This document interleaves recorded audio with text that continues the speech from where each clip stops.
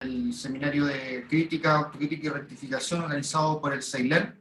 Vamos a partir recordando un poco lo que tratamos a grosso modo en la primera sesión, donde introdujimos el curso tratando la función política del error, concluyendo que cuando se trata de errores pequeños, el reconocimiento del error y su corrección a tiempo, su corrección inmediata, puede convertirse. No sé si pueden apagar el otro. Sí, por favor, silencie sus micrófonos, gracias. Gracias, bueno, decía que en la primera sesión, que fue introductoria, trabajamos el problema del error, llegando a la conclusión de que cuando el error es pequeño, reconocido y corregido a tiempo, puede convertirse en un acierto, ya que contribuye a mejorar el desempeño general de la organización o del individuo militante de dicha organización que comete el error. Sin embargo, cuando ese error, aunque sea menor, pasa inadvertido, sea porque no hubo capacidad de percibirlo o no hubo intención de reconocerlo, genera las condiciones suficientes para la comisión de errores mayores, errores que, producto de la envergadura que tendrían, ya no pueden convertirse en acierto, porque vimos claramente que el error mayor ya tiene un carácter estratégico y por tanto difícilmente puede revertirse. En esa primera sesión también vimos que el carácter del error obedece justamente a su relación con el cumplimiento de la estrategia, siendo leves los errores que la retrasan y graves los errores que la anulan. Finalmente, en la primera sesión de este seminario reflexionamos sobre la necesidad política de la crítica en las filas comunistas, extendiendo a filas comunistas la de otras organizaciones revolucionarias que no necesariamente se llaman comunistas, por supuesto, porque siguiendo a Lenin, la actitud de un partido frente a sus errores es lo que consigna la seriedad con que esos errores se asumen y con la seriedad también con la que ese partido asume sus labores políticas y por tanto su proyección como alternativa de poder al régimen burgués. En suma, el tratamiento del error en estos términos funcionaría como un barómetro para medir el grado de madurez alcanzado por cada organización revolucionaria en su trabajo cotidiano.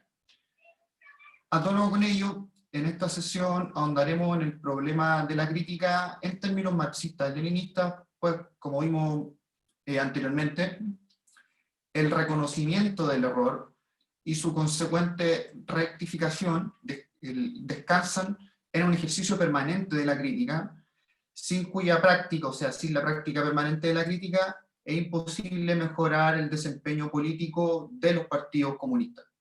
Por ello, la jornada de hoy se titula El tratamiento de la crítica, donde reflexionaremos en torno a las tesis marxistas-leninistas sobre las contradicciones en el seno de los partidos comunistas.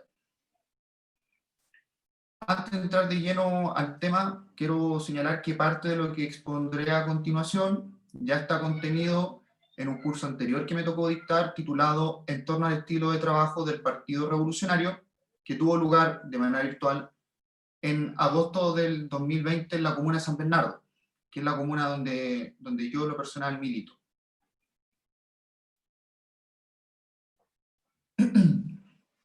Para situar el problema de la crítica en las organizaciones revolucionarias, vamos a comenzar estableciendo la diferencia entre las contradicciones antagónicas y las contradicciones no antagónicas, ya que estas últimas, las contradicciones no antagónicas, son propias del trabajo partidario, o sea, de cómo sea el trabajo partidario para el mismo partido. Al respecto, refiriéndose a las contradicciones que sufría la Revolución Popular China durante su fase Nueva Democracia, en su discurso titulado Sobre el tratamiento de las contradicciones en el seno del pueblo, que es un discurso que data del año 1957, Mao Zedong indica lo siguiente, cito: las contradicciones entre nosotros y nuestros enemigos son contradicciones antagónicas.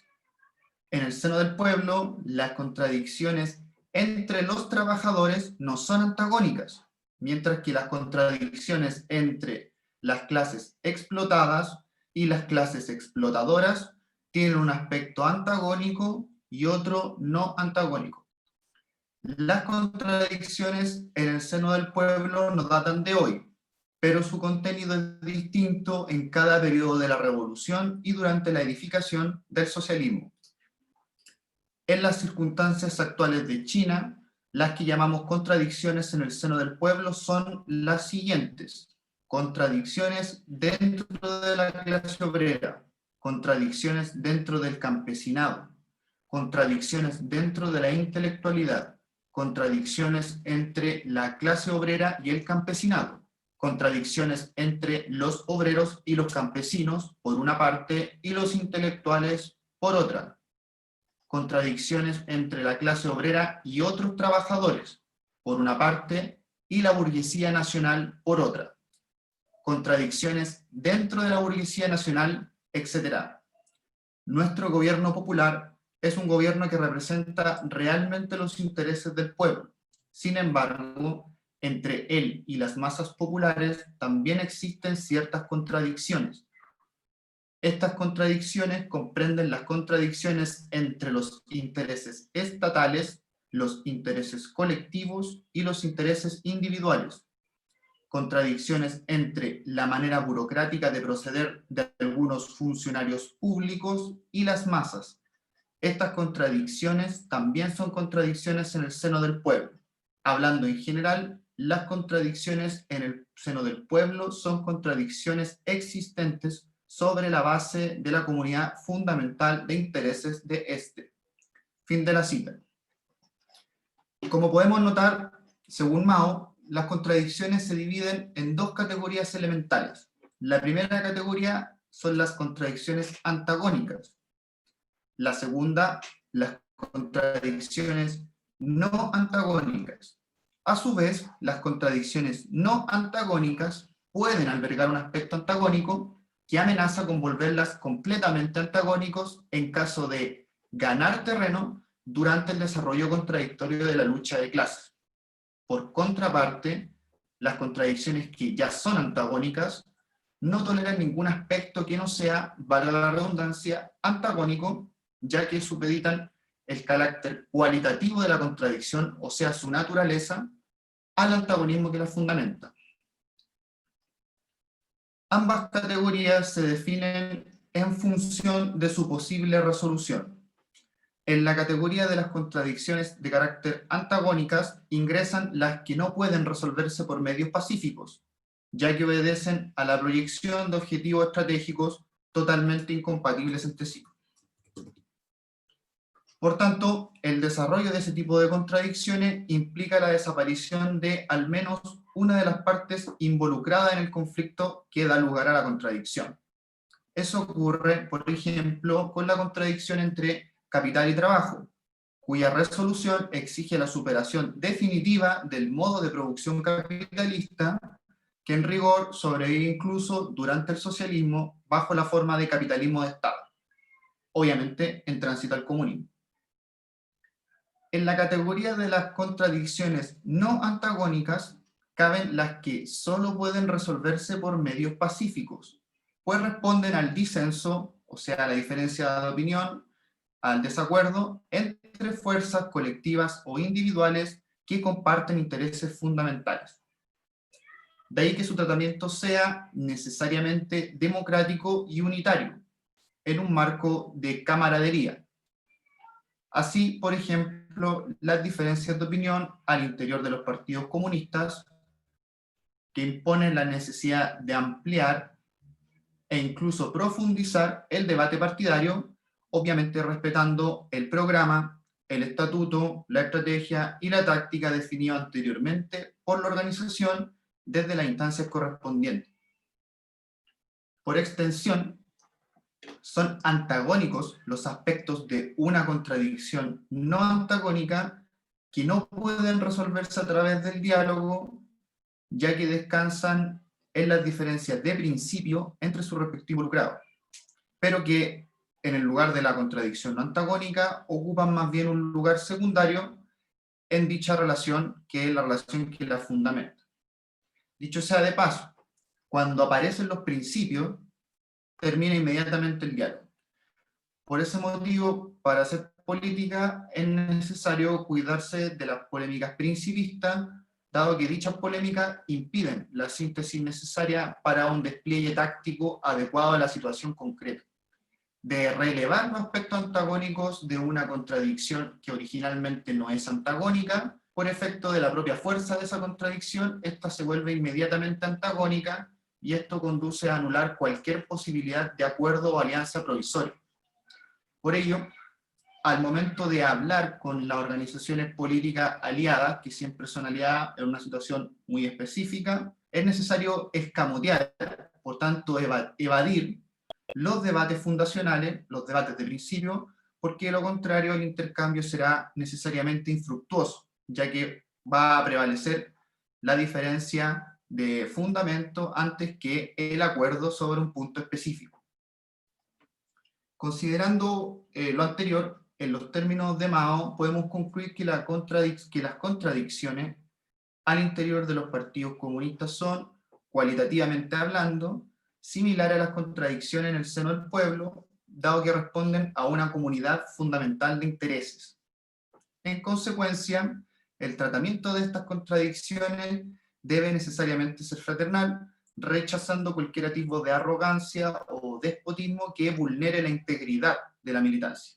En términos concretos, según Mao, esto significa utilizar el método de la crítica y de la autocrítica entre camaradas, censurando lo que se denominaba antiguamente como la lucha despiadada o los golpes implacables al interior del partido. En su intervención en el Foro de Llenán sobre Arte y Literatura en 1942, respecto a este punto, Mao señalaba: tratar a los camaradas como enemigos es pasarse a la posición del enemigo. Por tanto, aunque nos molestemos con nuestros camaradas o creamos que están equivocados en sus respectivas posiciones, nunca debemos faltarle el respeto ni tampoco denostarlos públicamente, puesto que si la lucha de clase así lo dispusiera, nuestras vidas incluso pudiesen llegar a depender de la suya y viceversa. Obviamente este nivel de respeto es un nivel de respeto difícil de alcanzar en formaciones sociales como la nuestra, donde el individualismo es prácticamente un imperativo moral, pero debemos forzarnos, por supuesto, en mejorar el comportamiento militante para con ello también mejorar el rendimiento político de nuestra organización. A la interna debemos ser tan severos como respetuosos, reconociendo nuestros errores y, por supuesto, corrigiéndolos de inmediato.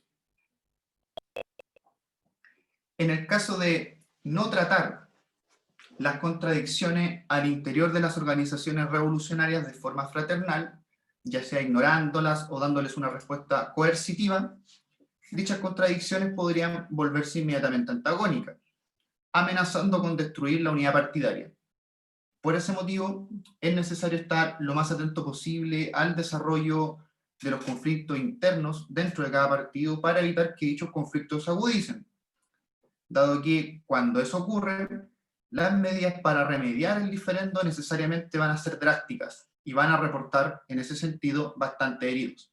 En buena medida, el concepto de vigilancia revolucionaria fue concebido también para prevenir que los conflictos internos se vuelvan antagónicos, y no solo para infiltrar, no solo para cuidar la infiltración política, orgánica o ideológica del enemigo, que es usualmente el uso que se le da a la vigilancia revolucionaria.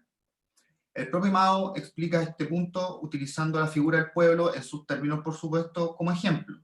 Cito: en circunstancias habituales, las contradicciones existentes en el seno del pueblo no son antagónicas. Sin embargo, si no se tratan como es debido, o si se pierde el sentido de la vigilancia y se incurre en negligencia, puede surgir el antagonismo. Fin de la cita.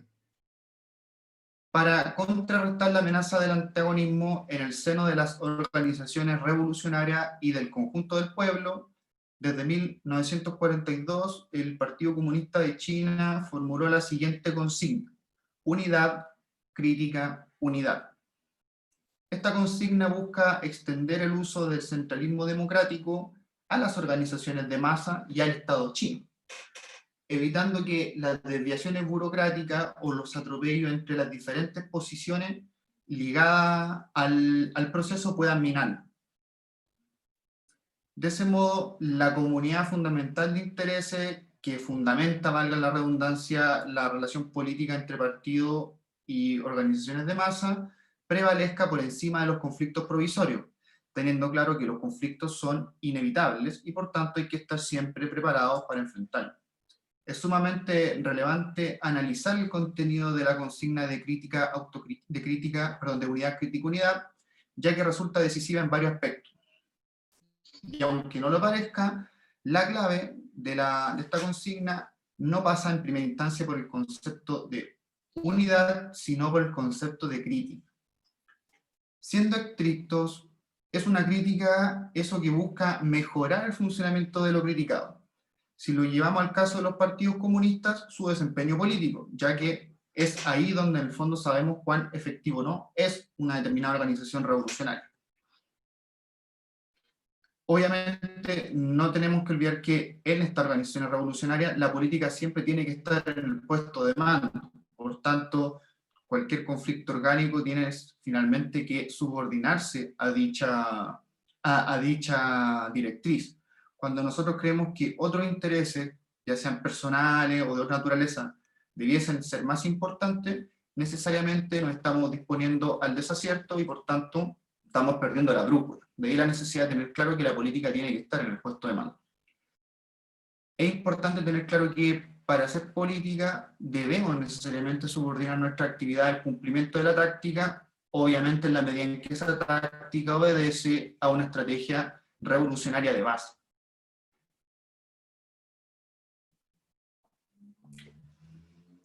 Volviendo a la consigna del PC chino, unidad crítica unidad, para criticar debemos tomar posición en favor de aquello que estamos criticando, o de lo contrario solo estaremos haciendo contrabando ideológico sin saber ni siquiera para quién.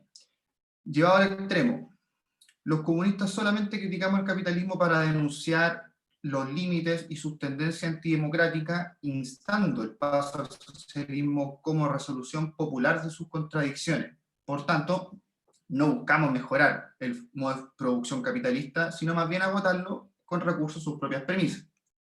Obviamente esto es distinto respecto a las críticas en el seno de las organizaciones revolucionarias. Allí el objetivo es aumentar el rendimiento político de cada una, teniendo claro que sin un partido revolucionario no podemos proyectar una revolución proletaria. En consecuencia, en las filas comunistas la crítica necesariamente supone unidad. Una buena crítica marxista-leninista es necesariamente una crítica unitaria. Otra cosa muy diferente, para poder plantearlo en términos de contraste, es la denostación proferida en nombre de la crítica, cuyo motor en realidad es el revanchismo. La frontera entre ambas prácticas tiende a ser muy tenue, por lo que vamos a detenernos un momento en cada uno para poder percibir. Cuando la crítica invalida los principios de lo criticado, imponiendo sus propios términos, en realidad no es una crítica, sino más bien un acto de revancha que aprovecha la debilidad señalada para otorgarle ventajas al crítico por encima del o de lo criticado. Por regla general, en los partidos comunistas, el revanchismo se presenta bajo la forma del ataque personal, cuya estrechez conceptual, o sea, lo poco que logra finalmente esclarecer el fenómeno que está criticando, da cuenta de la banalidad del móvil que en realidad lo está motivando. Cada vez que nosotros descalificamos un lineamiento político sin explicar su presunta impertinencia en términos de clase, e ignoramos la relación que establece dicho lineamiento con el desarrollo histórico de la lucha de clase, estamos cayendo en prácticas de carácter revanchista.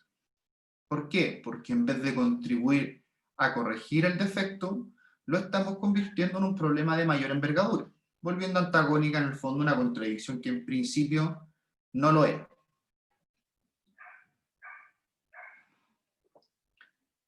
Por regla general, el revanchismo va de la mano con las murmuraciones, o planteado en términos coloquiales, al menos en Chile, los llamados cagüines, que en su discurso titulado Sobre el carácter ideológico de las murmuraciones, de 1969, en respuesta a la proliferación indiscriminada de rumores peyorativos al interior del Partido del Trabajo de Albania durante la construcción del socialismo en dicho país, Enver Hoxha define así, cito: las murmuraciones son característica propia de la pequeña burguesía, por ende tienen un carácter pequeño burgués, son manifestaciones de la ideología burguesa, son producto del subjetivismo y no tienen nada en común con la crítica realista y constructiva. Por el contrario, su carácter es denigrante, muchas veces calumnioso, sea en forma deliberada o no. La mayoría de las murmuraciones son infundadas y rara o una y otra vez, cuando tienen una cierta base, se vuelven nuevamente denigrantes por la forma como se desarrollan y por el mismo juicio subjetivo del individuo que interpreta una cuestión que tiene una cierta base. Incluso en este caso, al ser interpretado por diferentes individuos que tienen el hábito de murmurar, lo convierten en calumnia, en denigración. Fin de la cita. Según Enver Hoxha, en términos de clase, las murmuraciones son desviaciones ideológicas pequeño-burguesas, ya que anteponen los intereses individuales por encima de los intereses colectivos.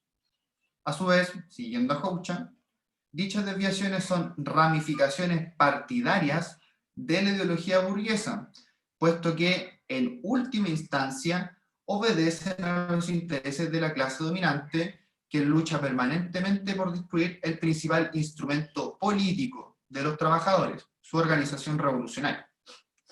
Como no es de sorprender, las murmuraciones impiden el cumplimiento del centralismo democrático y de la unidad de acción, ya que entrampan al partido en sus disputas internas.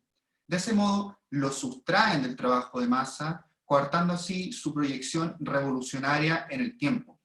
Por esa razón, Hoxha liga esta desviación, las murmuraciones, con los intereses fundamentales de la burguesía, puesto que no daña solamente las estructuras internas de la organización revolucionaria, sino que también daña su inserción política de masas. Permeando la orgánica, las murmuraciones anulan la efectividad política de los partidos comunistas, siendo este último en rigor el mayor servicio que le otorgan a la burguesía. Por tanto, en la promoción o restricción de los rumores se juega la posibilidad de implementar la táctica sin sabotaje interior. Es sumamente importante considerar la que existe entre las murmuraciones y el subjetivismo, que es algo que también Enver Hoxha señala en la cita que leí recién. Sobre todo, para esclarecer los problemas políticos que acarrean las conductas subjetivistas en los partidos comunistas. El subjetivismo en general implica la confusión de los deseos con la realidad, subordinando el trabajo político del colectivo al capricho de sus individuos. En rigor, son subjetivistas los militantes que, de una manera u otra, consideran que las organizaciones revolucionarias deben acoger todas sus solicitudes particulares, aun cuando dichas solicitudes no contribuyan necesariamente al desarrollo partidario ni sean pertinentes a la situación política donde se dan. O sea, son quienes tratan o procuran, ya sea consciente o inconscientemente, moldear el partido a su imagen y semejanza, orientándolo en función de sus anhelos y, finalmente, de sus arrebatos personales.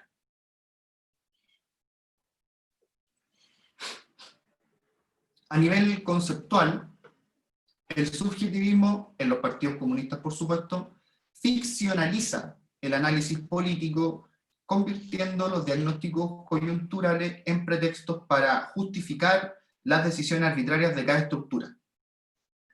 Una organización marcada por el subjetivismo de sus dirigentes es incapaz de percibir la realidad donde está inserta, y por ello sus resoluciones tienden a ser erráticas, desprovistas de efectividad política.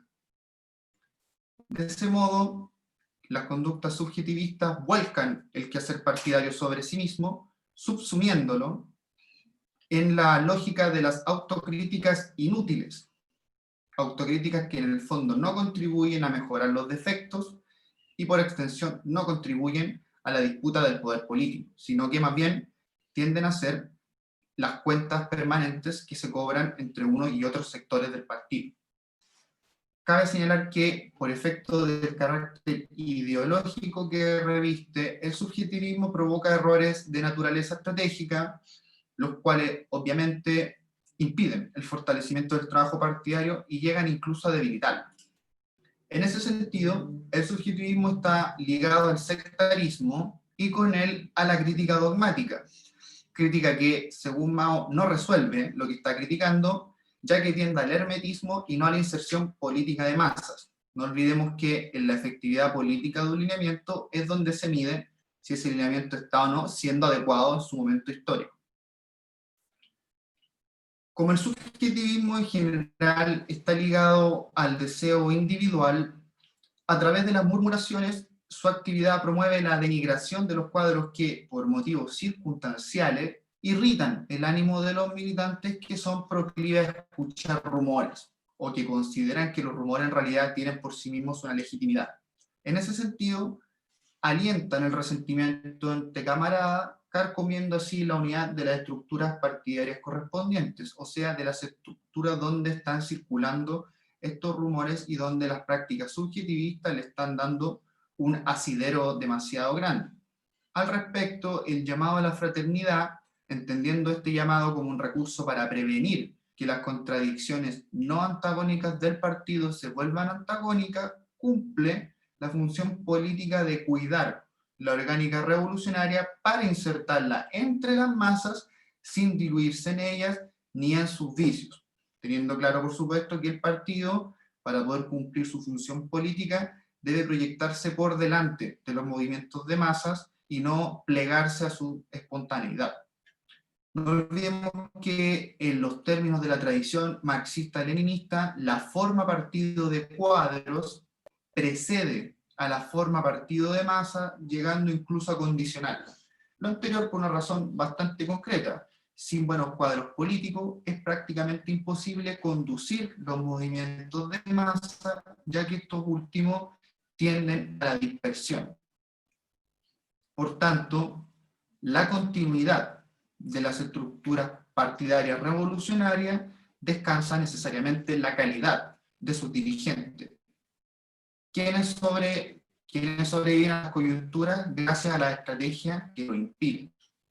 De ahí la necesidad de fundar la organización revolucionaria, que aspira a convertirse en un destacamento de vanguardia, a partir de un núcleo reducido de cuadros altamente preparados, para luego incorporar mayores contingentes de militantes que extiendan la influencia del partido entre las masas populares e incluso lo hagan entre sectores burgueses y pequeños burgueses progresistas. El partido no solo hace política para la clase obrera, representa los intereses de clase de la clase obrera, pero tiene que ser una política de masas en general, tiene que hacerse cargo de todas las clases y tener una visión respecto a todas las clases, obviamente en función de los intereses que representa.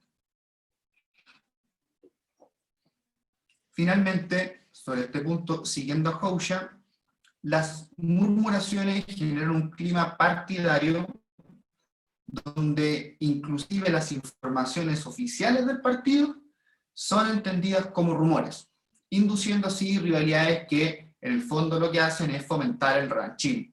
Así, las murmuraciones disponen un modo de entender los lineamientos políticos que por principio es incompatible con la disciplina revolucionaria, ya que promueve el escepticismo entre los militantes, o sea, un cuestionamiento demasiado patente hacia cualquier conclusión o cualquier acuerdo del partido.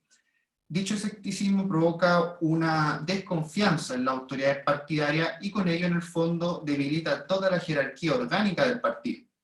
En esas condiciones el partido ya no puede aspirar a convertirse en el destacamento de vanguardia que hemos planteado anteriormente, pues no cuenta ni siquiera con la confianza de sus propios involucrados. Y esto, por supuesto, le impide conseguirla en sectores que no están ya insertos en la organización. Por esa razón, el dirigente albanés al que hemos citado, Enver Hoxha, indica que de no frenarse a tiempo, las murmuraciones se convierten en una costumbre, confirmando así que este hábito relativo a la circulación de rumores reviste un carácter ideológico.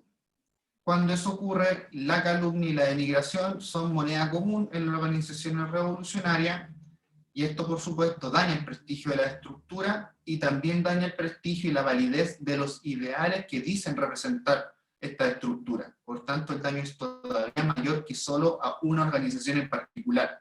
Es un daño que llega incluso a los fundamentos mismos de esa organización. En esas condiciones no es de sorprender que la combatividad de los partidos comunistas o de las organizaciones revolucionarias en general afectas de esta costumbre sea baja, sino nula. Cabe destacar también, y esto es muy circunstancial y va a ser siempre muy patente, el rol negativo que cumplen las murmuraciones en los partidos comunistas al momento de resolver los conflictos o los desafíos de cada periodo. En lugar de agilizar o de nutrir el debate de insumos para obtener mejores resultados, lo que hacen las murmuraciones es trabar las resoluciones, estrechando así el margen de acción para llegar a la síntesis definitiva. No es de sorprender que la estructura partidaria sometida a los rumores o a la circulación de rumores en general sean incapaces de resolver internamente sus propias contradicciones, quedando en manos de las decisiones acordadas por encima de ello o de sumo por al lado. Eso ocurre, por ejemplo, con un determinado comité del partido que no acepta los cambios que sufre una situación política, esforzándose por defender resoluciones que ya no sirven y volviéndose incapaz de sacarle provecho a las nuevas condiciones existentes. Condiciones que son obviamente independientes de sus deseos o de sus aspiraciones particulares. En ese caso, también estamos en presencia de desviaciones subjetivistas, aun cuando los subjetivos aquí sean estructuras partidarias completas.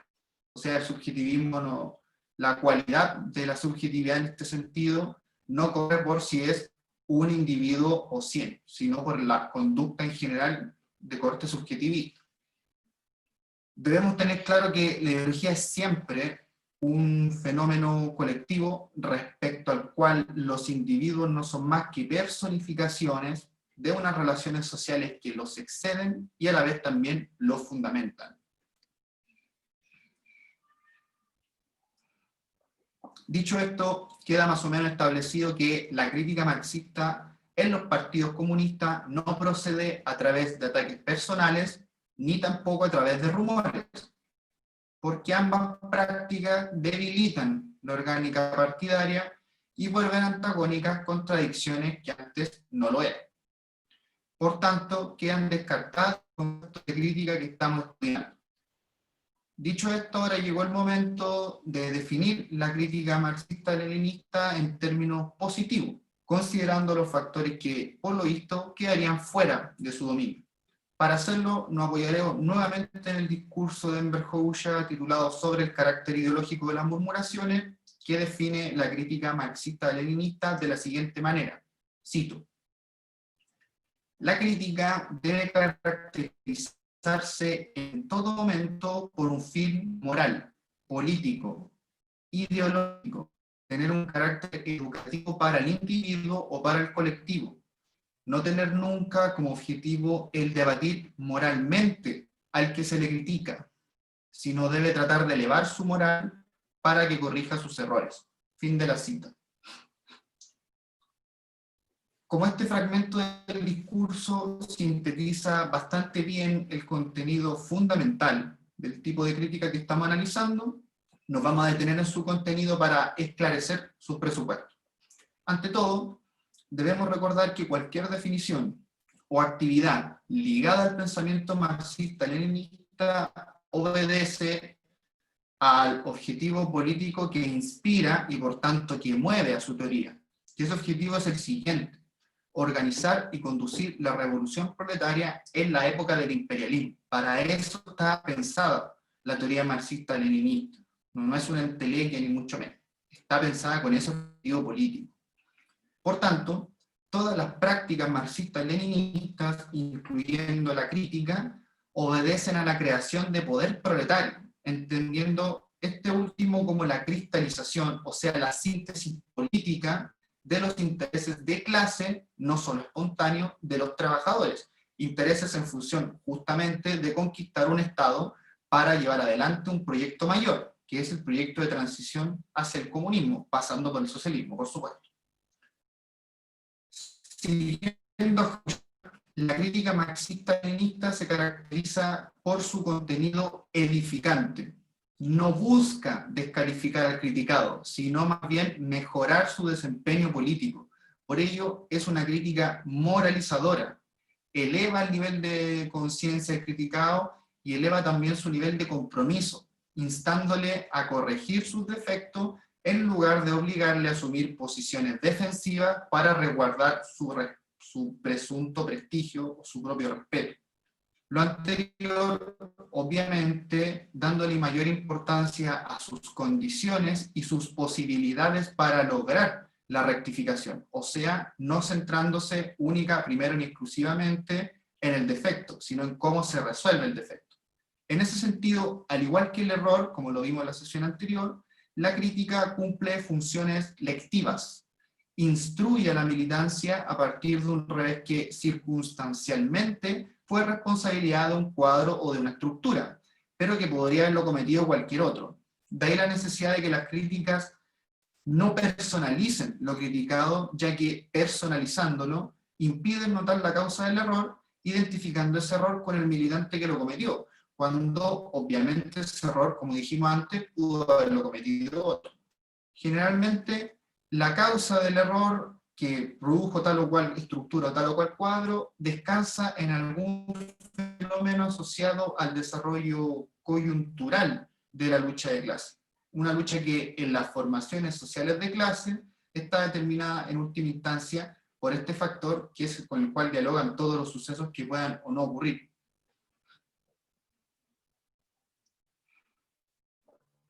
Es sumamente importante subrayar el factor moral inherente al ejercicio marxista-leninista de la crítica en los partidos comunistas. Según Hoxha, para que exista rectificación, es necesario que la crítica eleve la moral de lo criticado, o de lo contrario, el cuadro o estructura involucrado no va a tener las fuerzas para rectificar. Cuando esas fuerzas no existen, esa estructura o ese cuadro quedan paralizados y se restan finalmente el desarrollo estratégico del partido. Por tanto, la crítica debe ser motivadora, no destructora. Cuando incurrimos en la desintegración de las estructuras con pretexto en sus defectos, entonces la crítica ya no está cumpliendo su función política edificante. El rigor solo revolucionario mientras sirva para elevar de los cuadros y las estructuras evaluadas, no para desembarazarse de esa estructura ni de esos cuadros. Del carácter moralizante de la crítica marxista-leninista se deduce su incompatibilidad con la denigración, cuya práctica impide extraer las lecciones colectivas que están latentes en el error señalado. Al igual que Lenin, Hoxha no condena los errores, pues comprende que esos errores son inevitables. Eso explica por qué, en lugar de autorizar la utilización del error como herramienta para destruir a los cuadros o a las estructuras que cometen esos errores, el dirigente albanés promueve un tratamiento edificante de la crítica al momento de hacer la evaluación, concentrándose en relevar los aspectos positivos y las condiciones para resolver lo criticado, en lugar de abocarse a enrostrar el problema. De lo contrario, no puede haber una verdadera rectificación, ya que una vez inserto en la dinámica de los ataques personales, las organizaciones revolucionarias sufren las pérdidas consecuentes a las persecuciones internas, pérdidas que tienen que ver con la renuncia de militantes o derechamente los militantes que de un nombre, de una manera u otra, prefieren sustraerse de la continuidad en el partido por efecto de cómo se trataron sus críticas. Por esa razón, Mao incentiva el espíritu unitario de la crítica. En su discurso titulado sobre el tratamiento correcto de las contradicciones en el seno del pueblo, refiriéndose nuevamente a la consigna de unidad crítica, unidad, Mao dice lo siguiente: en esto es necesario ante todo partir del afán de unidad. Si no existe esta aspiración subjetiva de unidad, la lucha conduce inmediata e inevitablemente a una desorganización difícil de dominar. Fin de la cita. Como podemos notar, de no haber un espíritu de partido, diferente al espíritu de círculo que se caracteriza por preocuparse solo de lo que está cerca de nosotros, la crítica degenera en su contrario y se vuelve un revanchismo. En síntesis, la crítica sirve en la medida en que cumple funciones moralizadoras, pues la moral de los cuadros es determinante al momento de implementar un lineamiento político específico. Aunque esté dotado de propuestas justas, un partido desmoralizado no tiene posibilidad de triunfar, ya que no cuenta con la vocación de poder necesaria para movilizar al conjunto de la población en función de sus intereses de clase. Eso explica por qué la moral no es un factor secundario en el análisis político, sino el componente subjetivo de mayor relevancia a la hora de definir una determinada situación coyuntural, incluso una determinada correlación de fuerza. Muchas veces la expectativa de triunfo es condición de posibilidad del éxito, independientemente de si hay o no disposiciones objetivas para lograr ese éxito. Al respecto, ejemplos como los de Cuba o Vietnam son todavía bastante decidores. La política y la moral, en ese sentido, corren en paralelo, sobre todo en el ámbito de las organizaciones revolucionarias.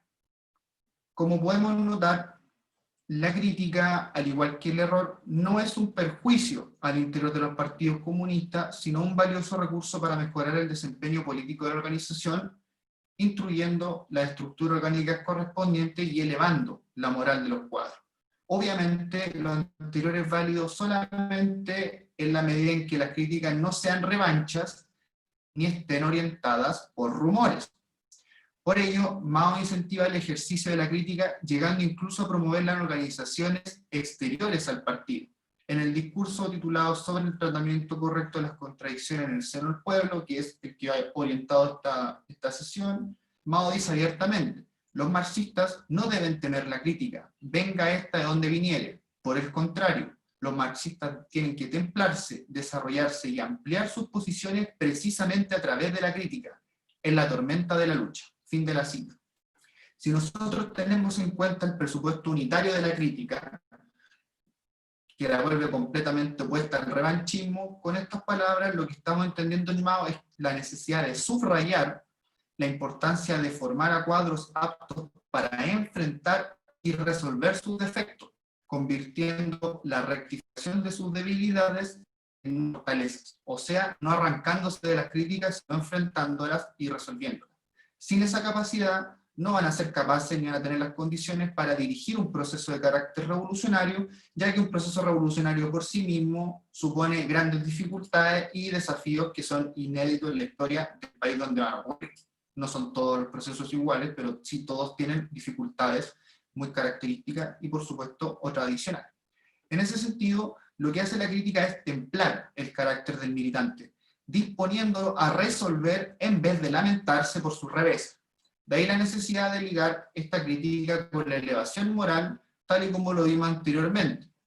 Eso explica por qué Houcha afirma también que la crítica cumple funciones lectivas en términos políticos, ideológicos y morales.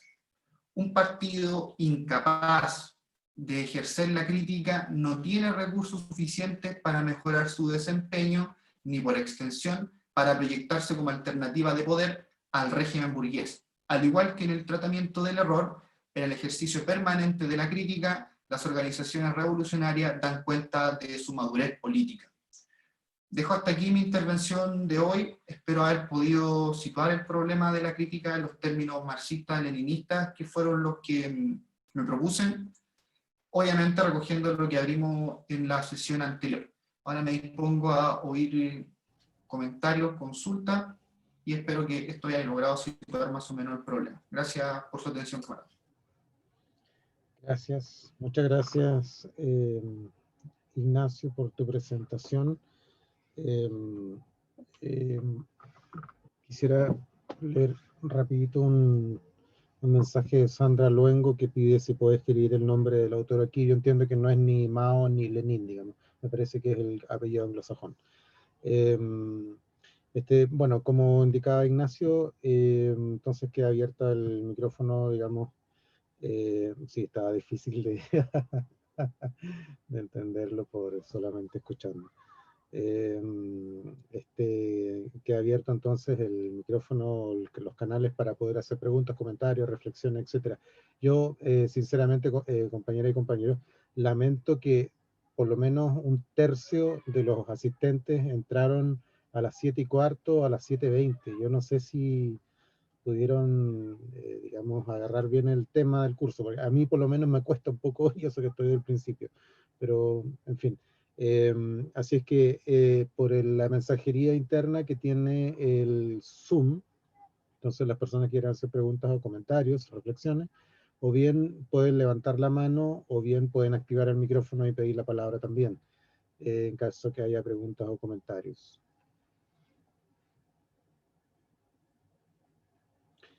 Francisca Rubio, por favor, si puedes encender tu micrófono para escucharte.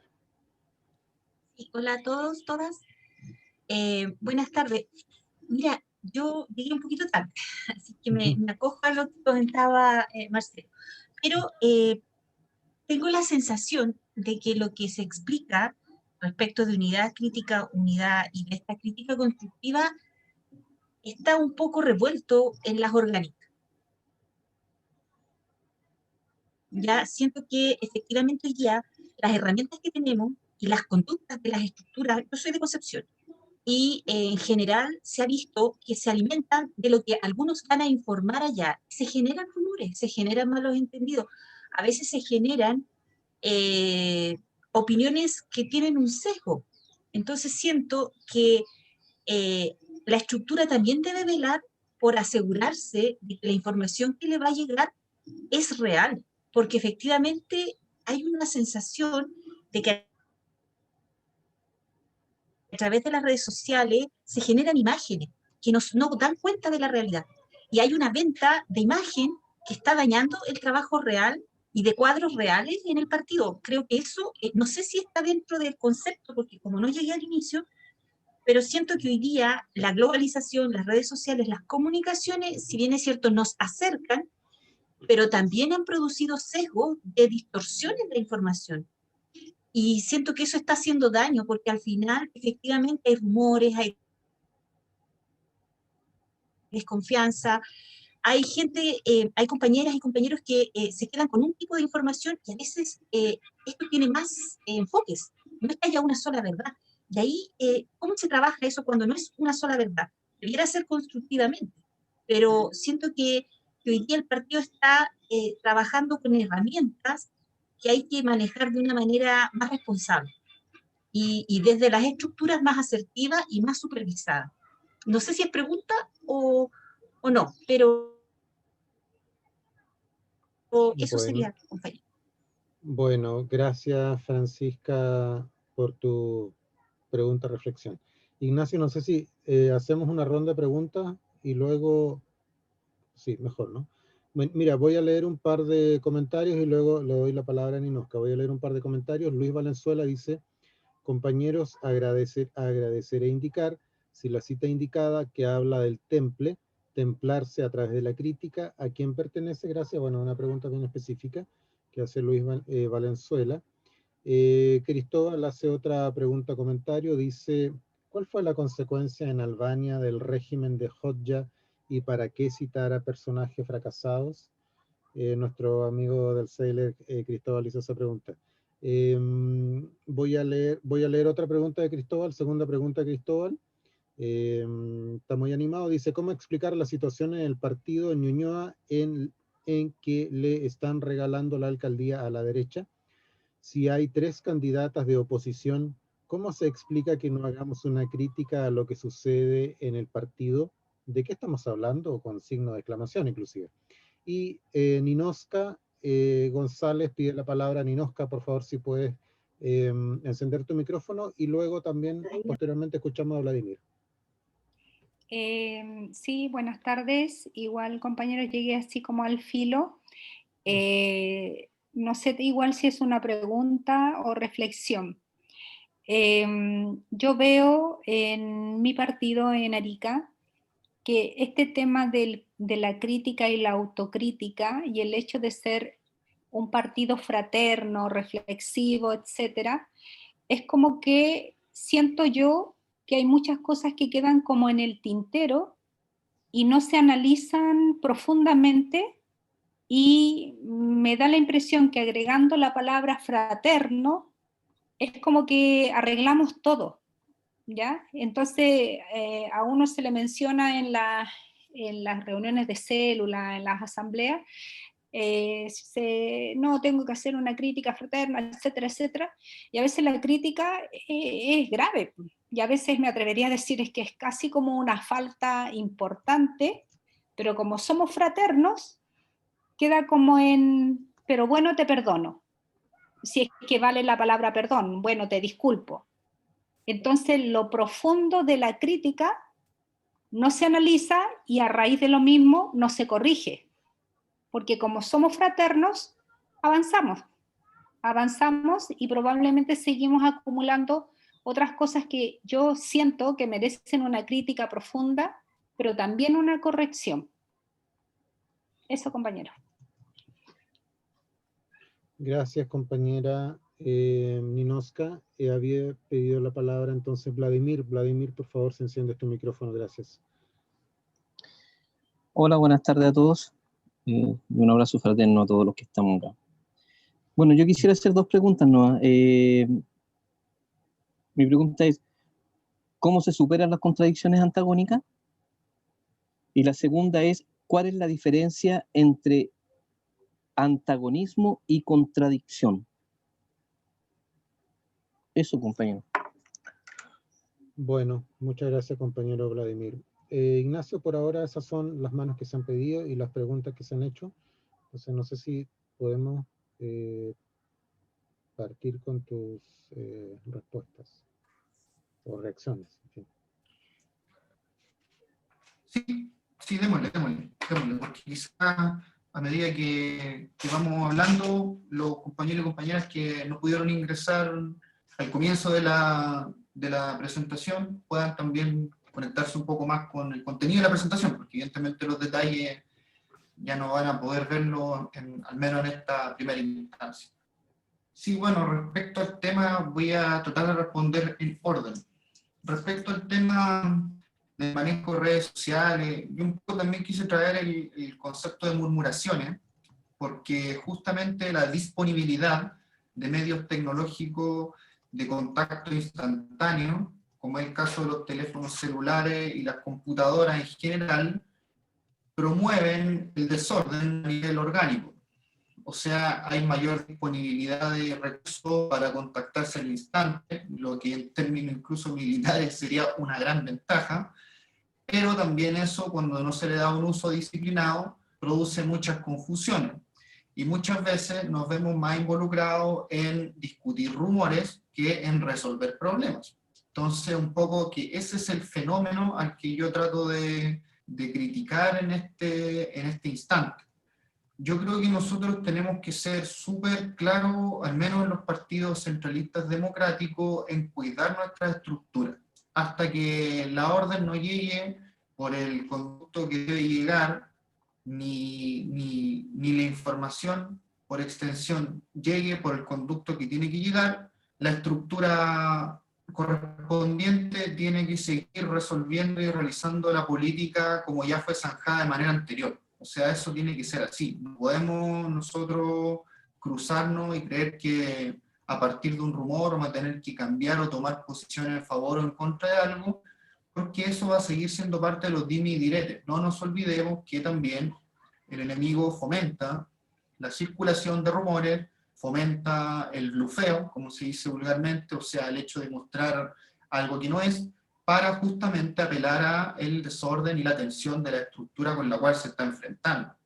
Entonces nosotros ahí tenemos que tener mucho cuidado, hay que tener una calma y un respeto político por la estructura para no perjudicar, valga la redundancia, el desarrollo de la política.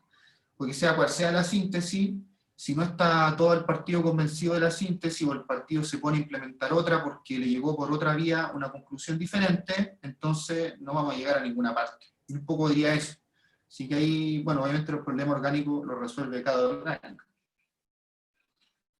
El caso de la cita que me preguntaban acerca del temple, aparece en el discurso titulado sobre el tratamiento correcto de las contradicciones en el seno del pueblo, que es un discurso del año 1957 que pronuncia Mao Zedong en respuesta a la contrarrevolución húngara de 1956, que también generó algunos disturbios en China. Fueron disturbios menores, pero existieron.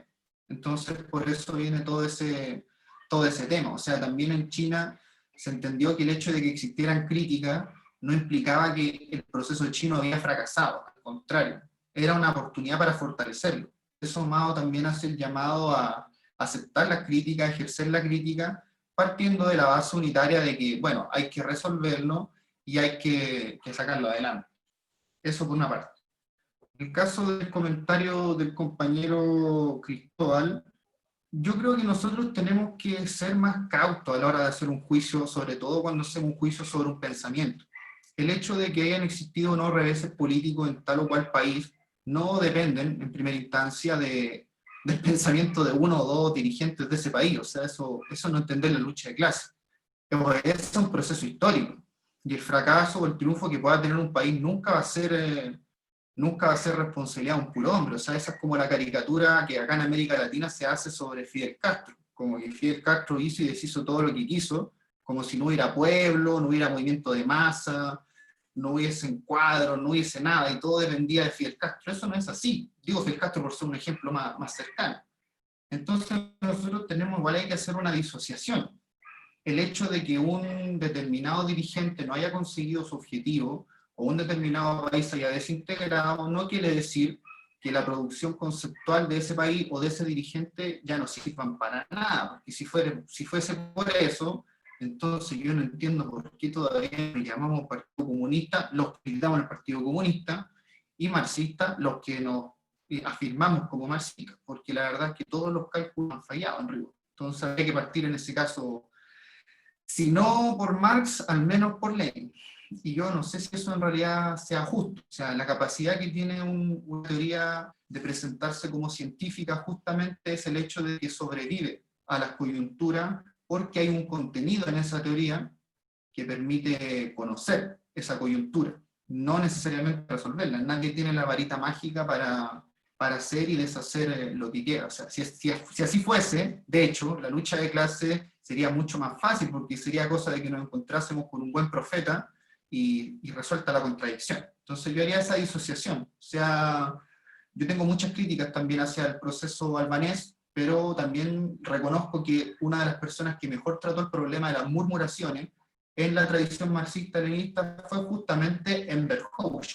Y lo hizo porque el Partido del Trabajo de Albania estaba cruzado por rumores que llegaron incluso a peleas a muerte entre militantes del mismo partido, que eso es una cuestión gravísima. Entonces, yo por eso cité a Enver Hoxha, no desconozco si habrá otro dirigente que lo trató mejor. Puede que lo haya y que yo no lo conozca, que también es una posibilidad real. Pero lo que yo conozco es que Enver Hoxha trabajó bastante bien el problema. Otra cosa es lo que pasó con Albania, entonces eso ya, digamos, no es parte del dominio de esta humilde sesión. En el caso y esto va a ser general, respecto al tema de Ñuñoa, bueno, yo no milito en Ñuñoa, ni esta es una instancia del partido en Ñuñoa. Entonces yo creo que es mejor que esa crítica se le presente a los compañeros de Ñuñoa. Me imagino que ellos tendrán sus buenas razones para explicar la decisión que se tomó y las condiciones con las cuales se tomó. En varias comunas donde hubo gobiernos de derecha durante mucho tiempo y donde después hubo un periodo de socialdemocracia, los comunistas decidimos este año mostrar los dientes. O sea, yo en San Bernardo también, nosotros estamos mostrando los dientes con una candidatura a alcaldía. Tenemos nuestras razones. No creo que sean del todo diferentes a las razones de los compañeros de Ñuñoa, pero tampoco creo que sean iguales. Por tanto, no puedo dar cuenta de eso. Lo más adecuado es conversarlo con la estructura correspondiente para que pueda resolver esa inquietud. Quizá incluso ni siquiera una crítica ahí, qué sé yo. Digo, en honor a la apertura dialéctica, no podría dar por hecho de que esa sea una decisión incorrecta por más cifras que haya para afirmar lo contrario. Siempre la política tiene que estar en el puesto de mando, y sobre todo la estrategia. No olvidemos que un triunfo se construye con muchas derrotas. El tema de la fraternidad. A mí me encanta el juego de la fraternidad, compañeros, porque Si nosotros hablamos de fraternidad, es porque está fallando la fraternidad. Esa es la trampa del concepto. O sea, esa es la trampa. Si la fraternidad estuviese ya de por sí funcionando, no tendríamos que andar haciendo llamada a la fraternidad. Entonces es un poco como la trampa que tiene, es como un concepto, como un traspantojo, ¿no? Un concepto que pareciese algo que en realidad no es, pero un poco tiene que ver con eso. Nosotros en ese sentido tenemos que mirar, yo creo, como desde el sesgo, así como con sospecha. Si nos están hablando tanto de fraternidad, ¿por qué será? Bueno, es porque efectivamente el tema de la unidad partidaria está fallando y de repente nos vemos obligados a salvarlo a cualquier costa. Y eso es muy propio, sobre todo en un periodo como el nuestro, donde venimos de una pandemia, bueno, estamos en una pandemia en rigor, entonces eso tiene al partido completo muy tenso, con mucha sobrecarga electoral y con problemas históricos que todavía no logran resolverse. Entonces, es normal. O sea, el llamado a la fraternidad en el fondo un poco como que ya, si se llega a un nivel demasiado tenso de discusión, no nos olvidemos que somos un partido y tenemos que sobrevivir a esa discusión. En el caso, obviamente, del Partido Comunista, en otras organizaciones distintas. Yo creo que, no sé, las organizaciones federalistas, por regla general, creo yo, al menos por lo que conozco y me pueden corregir, no tienen este problema porque como se organizan como federaciones, entonces pueden pelear de una manera más abierta. Nosotros, en cambio, como Partido Comunista tenemos otra concepción. En el caso de la resolución de las contradicciones antagónicas, que fue la última pregunta, si no me equivoco, que recibimos en esta primera tanda. Lo que plantea Amado respecto a la contradicción antagónica, que es de donde yo parto tratando el problema, es justamente el hecho de que esas contradicciones no pueden resolverse por medios pacíficos. ¿Qué quiere decir eso? Que cuando nosotros enfrentamos abiertamente el antagonismo, es porque ya llegamos un poco en la lógica de el patria o muerte, o sea, o ganamos o perdemos, pero ya en la contradicción antagónica no existe punto medio. Por eso también hacer política en buena medida es tener la muñeca para poder evitar el antagonismo mientras se acumulan fuerzas para luego enfrentarlo en mejor posición. De lo contrario, al momento de la resolución, la organización o la parte involucrada que tenga mayor fuerza va a ser la parte que va a someter a la otra y le va a imponer sus propios términos. O sea, el antagonismo tiene que ver con eso, con quién impone los términos, quién es capaz de poner la pistola sobre la mesa y que el otro no se la quite. Un poco como ponerlo en términos bien gráficos, pero yo creo que bastante útil en este caso. Y lo otro, sobre la diferencia entre antagonismo y contradicción. Hay un texto de Mao, que es el texto de base de las tesis filosóficas de Mao, que es un texto que se llama Sobre la contradicción, del año 37, si no me equivoco. Es sumamente interesante porque él otorga algunas categorías de la contradicción, cosa que no siempre se dio en el marxismo. Es un texto bien esquemático, pero bastante decidor e ilustra harto el problema.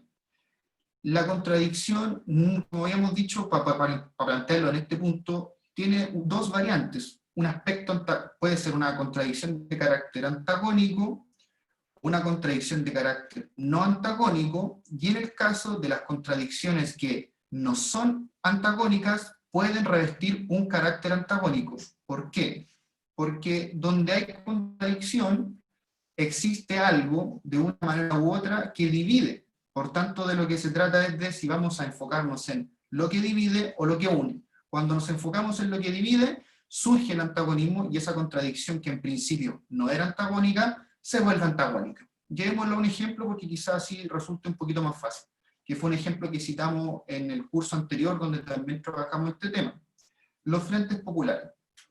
Los frentes populares, que fueron frentes de resistencia antifascista, se compusieron de organizaciones que no solo eran de carácter revolucionario, sino también patriota, y en tanto organizaciones patriotas no necesariamente luchaban por el comunismo o por el socialismo. Hay una contradicción no antagónica en esos momentos que es la que puede existir, por ejemplo, entre sectores socialdemócratas, comunistas y radicales, que, aunque tienen una base ideológica diferente, se unen en función de luchar contra un determinado enemigo. Puede ser, por ejemplo, el fascismo o el imperialismo. No obstante, cuando esas organizaciones entran en la discusión acerca de sus fundamentos, o sea, de lo que quieren hacer, si quieren un Estado de carácter liberal, un Estado de carácter de bienestar social o un Estado proletario, ahí obviamente el asunto se divide, porque ya el objetivo cambia, se le da una relevancia a la diferencia ideológica de base, en lugar de insistir en la unidad. Hacer política en buena medida, y fue un poco lo que había señalado antes, es tratar de evitar al máximo esa discusión, para que cuando esa discusión llegue, nosotros tengamos la fuerza para ganar. Y es un poco la dinámica que tenían los frentes populares y otras organizaciones o otras coaliciones de carácter similar. Tiene que ver un poco con eso. Entonces la contradicción reviste en su base un antagonismo, pero se presenta de forma antagónica cuando ya no puede resolverse por medios pacíficos, y no antagónica cuando todavía existe diálogo entre las partes. Entonces un poco como que esa sería la diferencia. Por tanto, hay siempre antagonismo en la contradicción, pero cómo esa contradicción se desarrolla ya es otro asunto. Dejaría hasta ahí más o menos la primera ronda. No sé si habrá otra consulta, otro comentario o algo que no haya quedado bien explicado también. Gracias, Ignacio, perdón. Hay una pregunta en el chat, dice, de AHZ, dice que no sé quién es, dice, buenas a todos por acá, Patricia Torres, perdón, dice Patricia Torres. Los espacios para la crítica deben desarrollarse, puesto que las células se hacen críticas y no son acogidas en las estructuras partidarias. Aquí viene la pregunta. ¿Existe un partido a nivel internacional que haya desarrollado canales para esta actividad tan importante? Pone entre paréntesis la crítica. Eso, y luego viene un segundo comentario de Cristóbal haciendo la reflexión sobre la situación de Ñuñoa, pero me da la impresión que ya está respondido ese asunto. Eso es por ahora. No sé si hay manos pedidas o alguien puede levantar la mano por el video, si lo vemos, puede pedir la palabra por ahí, o abrir el micrófono, pedir la palabra. O vamos con la pregunta de Patricia.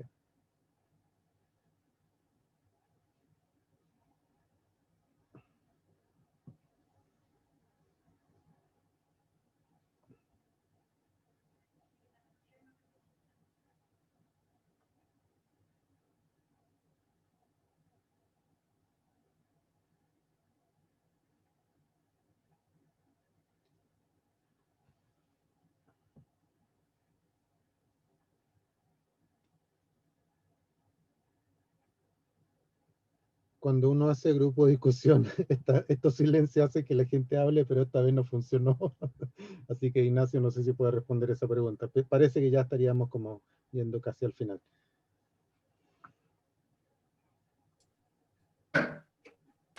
Ya, a ver, voy a tratar voy a aprovechar que, a ver si alguien en el intertanto se anima a hacer otra pregunta o comentario para dar dos respuestas a la pregunta.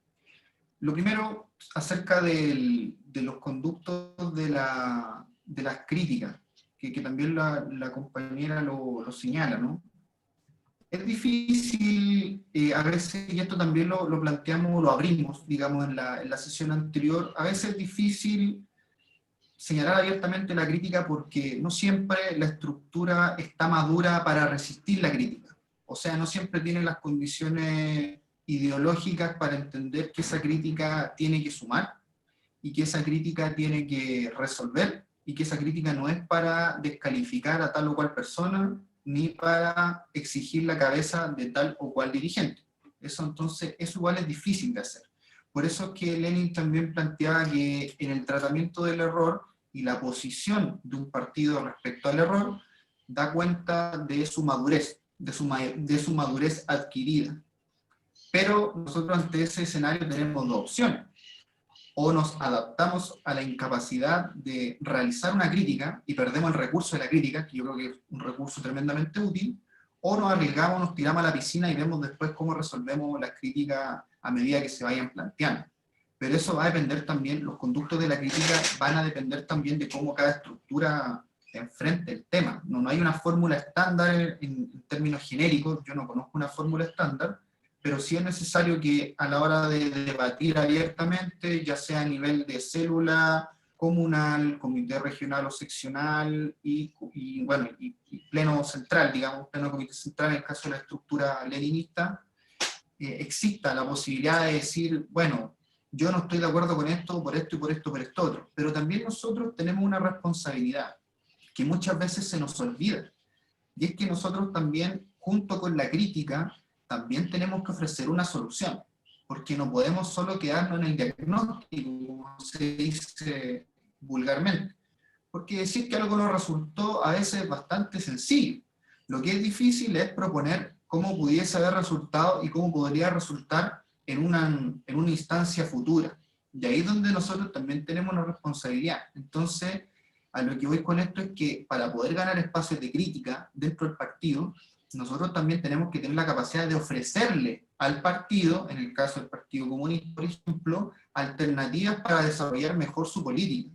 No solo decir, miren, esto está mal, esto está aquí, esto está allá, porque la verdad de las cosas es que eso en rigor mucho no suma. A veces sí, un poquito, digamos, pero mucho no suma. La idea es que la crítica tenga esa proyección de alternativa.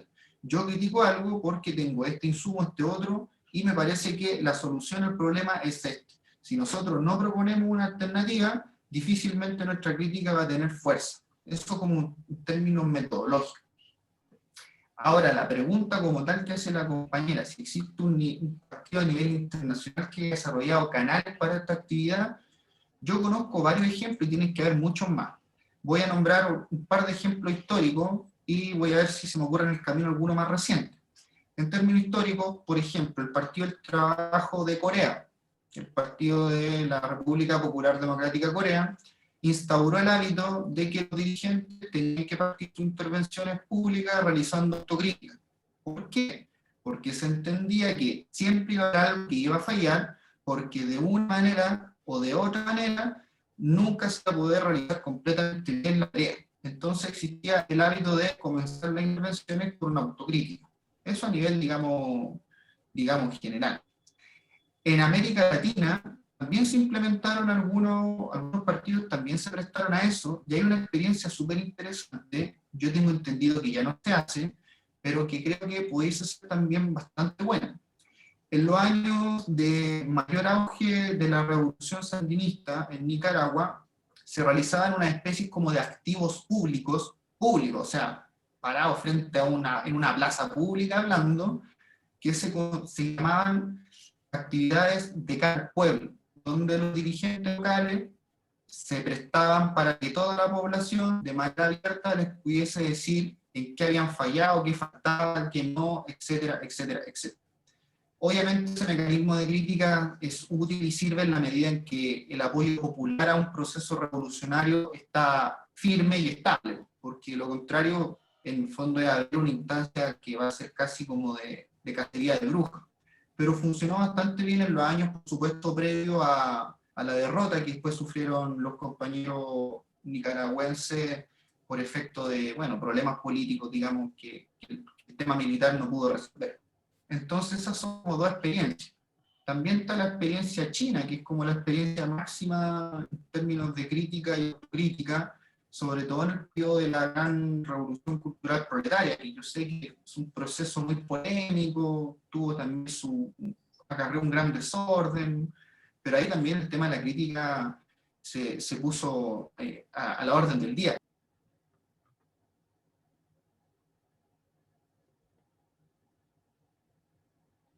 Tengo la impresión que ocurrió Cayó la algo transmisión. bastante, sí, impresionante, se cayó el mismo Ignacio. A ver si es que Ignacio, no sé, por ahí viene Ignacio. Algo le pasó a Ignacio, pero ahí yo lo vi, lo acabo de ver. Volví, Muy bien, adelante. sí, volví. Sí, no, lo estaba cerrando con un detalle nomás orgánico respecto al tema de la crítica, que en la época de la gran revolución cultural proletaria de China se armó una estructura que se conocía como los guardias rojos, que eran los que estaban a cargo de orientar los procesos de crítica y autocrítica desde los movimientos de masa hacia el partido. Eso como experiencia histórica, digamos, a propósito de la pregunta que había hecho la compañera. Dejaría un poco esos tres, o sea, el hábito de iniciar las reuniones con autocrítica, los de cara al pueblo, que eran de los compañeros nicaragüenses.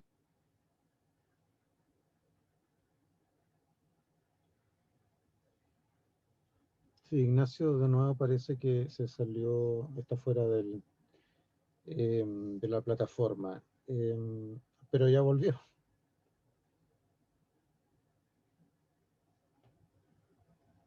Ignacio, tienes apagado tu micrófono. Aparece apagado tu micrófono.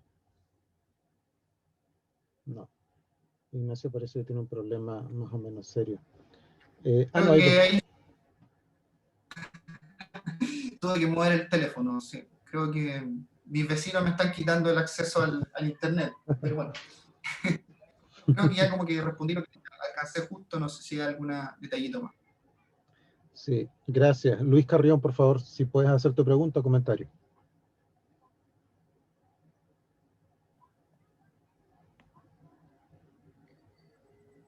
Hola, buenas tardes. Mira, más que pregunta, porque la verdad que la pregunta que habría hecho es cómo abordar el problema de la crítica en un ambiente en el cual nos desenvolvemos en relaciones sociales que están absolutamente influenciadas por un modelo, un sistema sociopolítico que es justamente el cual queremos cambiar. Y particularmente porque cuando tratamos de abordar el tema de la crítica, tampoco creo yo que se entiende muy claramente en qué consiste la crítica. Porque como estamos atravesados por un sistema cultural en el cual la competitividad y el individualismo utiliza la crítica como un elemento de descalificación para imponerse sobre el otro, eso también ha atravesado la cultura, la forma de relacionarnos entre nosotros mismos. Y nosotros como comunistas no estamos ajenos a esa forma de relacionarnos. Por lo tanto, cuando uno quisiera preguntar cómo abordamos un problema de estas características, lo veo absolutamente complicado responder en corto, y creo que ese es un proceso de aprendizaje y en el cual estos cursos, y a los cuales yo agradezco y saludo, ayudan a ir entendiendo la forma de poder ir resolviendo estos problemas que son contradictorios, porque estamos viviendo en un ambiente absolutamente contradictorio y necesitamos ir clarificando conceptos y definiciones que nos permitan poder ir despejando y salvando toda esta problemática cultural que hoy día nos tiene de alguna manera cooptado. Entonces, yo lo único que puedo tratar de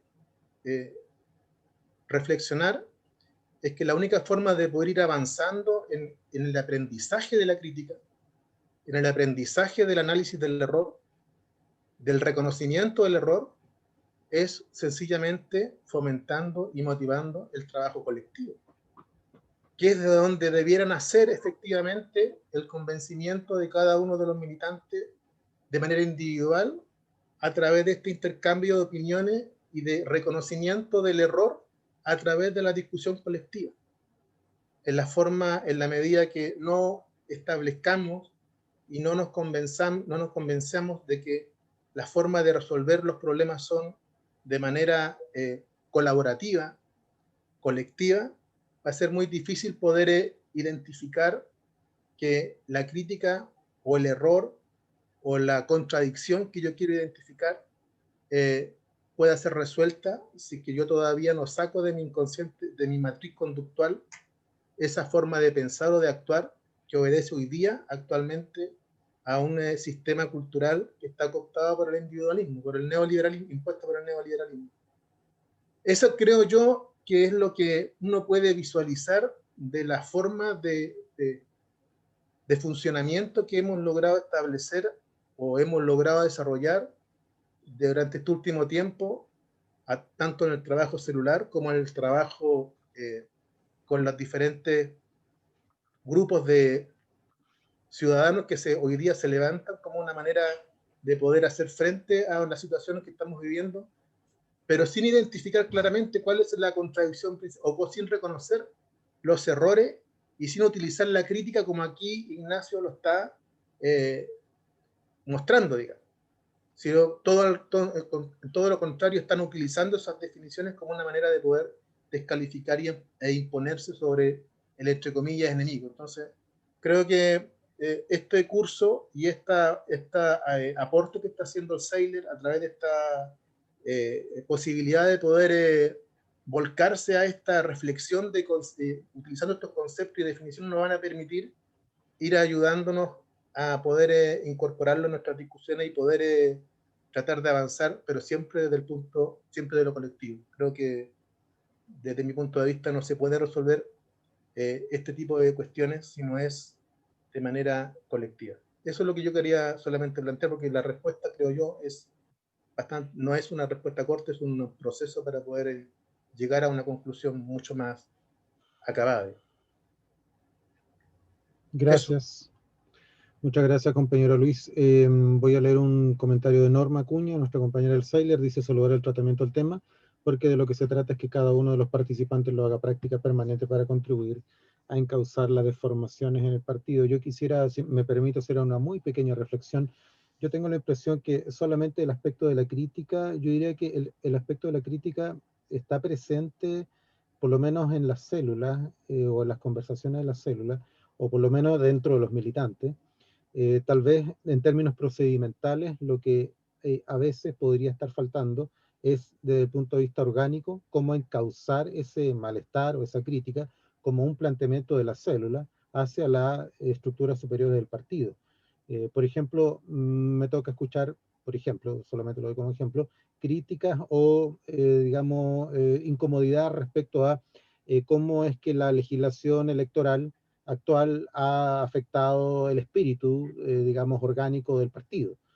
Sin embargo, por lo menos me tocó el Congreso Celular, el Congreso Regional, etcétera, y no apareció el tema, digamos. Entonces, me parece que también hay un tema de cómo poner la crítica, digamos, en términos que permita avanzar dentro de la estructura hacia arriba, digamos, y no quede solamente en una queja, que a veces se repiten, digamos, en una reunión celular.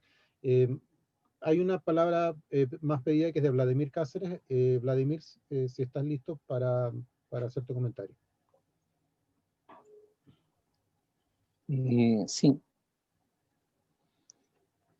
Bueno, yo creo que la verdad es que me ha sido un poquito difícil digerir el tema. Quizás porque me centré en esto de las contradicciones antagónicas y no antagónicas y cómo efectivamente nosotros deberíamos enfrentar ese tipo de contradicciones, ¿no? Porque es sumamente importante, o sea, nos hemos quedado un poquito en la crítica y la autocrítica, en la crítica y la autocrítica, que es un poco lo que se trata del curso. Pero no sé si estamos pasando por alto algo que es sumamente importante. Mi pregunta, la primera pregunta que yo le hacía a Ignacio, ¿no es cierto?, era cómo se superaban las contradicciones antagónicas. Nosotros sabemos y tenemos y estamos totalmente conscientes, ¿no es cierto?, de que la lucha que nosotros estamos librando es una lucha de clase. Trabajadores versus burguesía, capitalismo, socialismo, no sé cómo quieran verlo, pero es una lucha de clase. Es la superación de lo nuevo, ¿no es cierto?, contra lo viejo. Y la verdad, compañero, que yo siento que en el partido, hablo al menos por el territorio donde yo vivo y donde milito, que nosotros este tipo de temas, la verdad es que no se conversan. Nosotros estamos hablando, ¿no es cierto?, que la superación de esta crisis lamentablemente es violenta. Y vemos un partido que no se prepara como para esa batalla. Estamos muy preocupados por el tema, digamos, electoralista, no sé, pues, presidenciable, alcalde, concejales, etcétera. Pero sabemos perfectamente, y es un poco lo que decía Ignacio, esta contradicción cuando llegan a su conflicto más agudo, llegan a una etapa, ¿no es cierto?, en que la única manera de superarse es a través de una confrontación directa. Y nosotros ya tuvimos una experiencia bastante cruda cruda para nuestro partido como cruda para nuestro pueblo. Entonces, el no entender o el no conversar estos temas y que sean temas que están permanentemente, ¿no es cierto?, en la boca de todos los comunistas, porque hay una cosa que nosotros tenemos que entender. Nosotros nos estamos preparando para la transformación de la sociedad. Nosotros queremos superar el capitalismo. Y esa superación, lamentablemente, se va a dar con esta lucha de los contrarios. Esta lucha, ¿no es cierto?, que se tiene que dar entre la superación de esta contradicción antagónica. Y para eso tenemos que prepararnos. La crítica que nosotros a lo mejor se viene cierto, ¿no es cierto?, la crítica, la autocrítica, y me parece sumamente atingente, digamos, al tema que estamos tratando ahora, que tiene que ver con la rectificatoria también de los errores que estamos cometiendo, es justamente que nosotros, nuestra fortaleza ideológica, hoy día está de muy bajo nivel. Nuestros militantes, la verdad es que, o nosotros, ¿no es cierto?, me incluyo, estamos muy bajo nivel para la disputa que tenemos que enfrentar, compañeros. Entonces,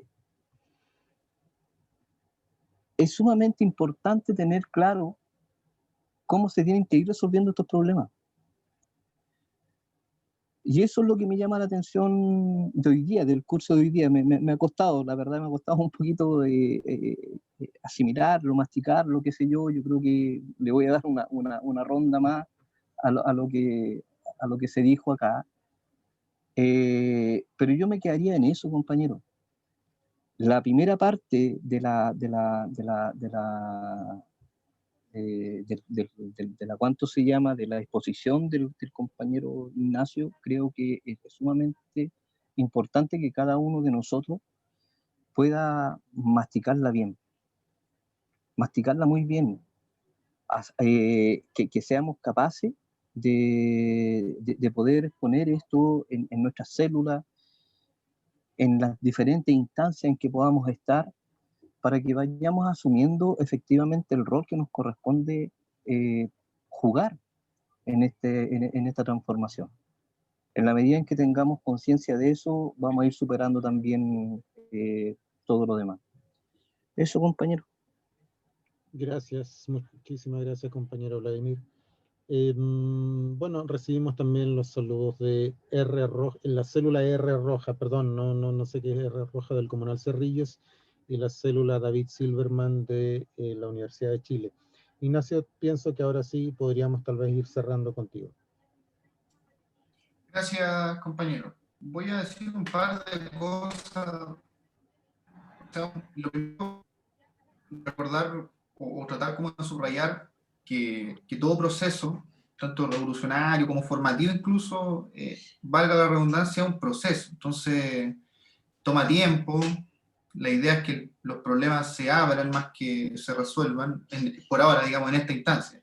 Instancia, obviamente, en la instancia donde hay que resolver se tiene que resolver nomás, pero por ahora es más bien lo importante es plantear el tema, plantear la inquietud, y por otra parte comenzar a buscar cómo se pudiese llegar a buen puerto con el asunto. O sea, siempre yo un poco lo he planteado abiertamente así en los cursos de formación que me ha tocado dirigir, en los cuales siempre van a haber cosas que se nos arrancan. Lo importante es que uno puede volver a eso. Yo mismo también vuelvo permanentemente sobre mis propios pasos, no tengo desde ningún punto de vista acabada mi formación política, al contrario, me formo también en instancias como esta, y lo que me promueve también el contacto con las inquietudes y con las reflexiones de mis camaradas y de mis amigos es volver nuevamente a leer lo que ya leí 1000 veces, pero de otra manera. Entonces es un proceso enriquecedor en la medida en que uno lo liga con su actividad política cotidiana, porque al menos